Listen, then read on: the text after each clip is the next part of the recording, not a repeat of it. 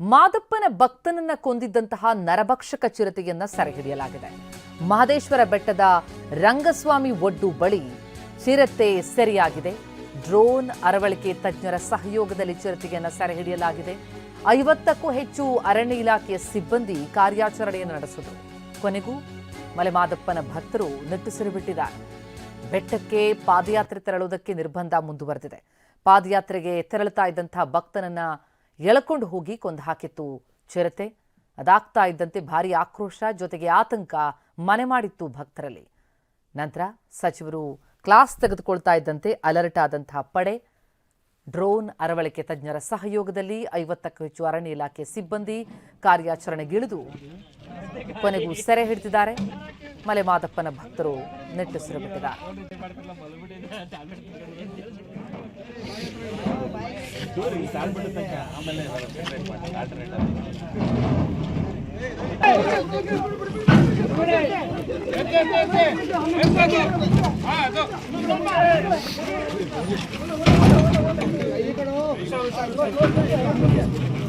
ಆಮೇಲೆ ತಳ್ಳ ಫೋರ್ಸಲ್ಲಿ door open ಆಗ್ಬಿಡೋದು.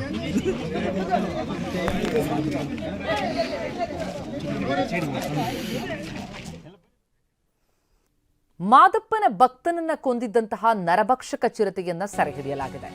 Mahadeshwara ಬೆಟ್ಟದ ರಂಗಸ್ವಾಮಿ ಒಡ್ಡು ಬಳಿ ಚಿರತೆ ಸೆರೆಯಾಗಿದೆ. ಡ್ರೋನ್ ಅರವಳಿಕೆ ತಜ್ಞರ ಸಹಯೋಗದಲ್ಲಿ ಚಿರತೆಯನ್ನ ಸೆರೆಹಿಡಿಯಲಾಗಿದೆ.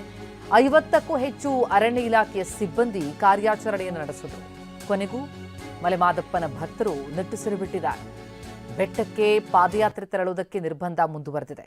ಪಾದಯಾತ್ರೆಗೆ ತೆರಳುತ್ತಾ ಇದ್ದಂತಹ ಭಕ್ತನನ್ನ ಎಳಕೊಂಡು ಹೋಗಿ ಕೊಂದು ಹಾಕಿತ್ತು ಚಿರತೆ. ಅದಾಗ್ತಾ ಇದ್ದಂತೆ ಭಾರೀ ಆಕ್ರೋಶ ಜೊತೆಗೆ ಆತಂಕ ಮನೆ ಮಾಡಿತ್ತು ಭಕ್ತರಲ್ಲಿ.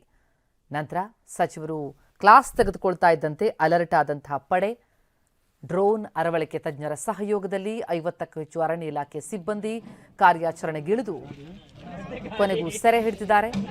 ಮಲೆಮಾದಪ್ಪನ ಭಕ್ತರು ನಿಟ್ಟುಸಿರು ಬಿಟ್ಟಿದ್ದಾರೆ.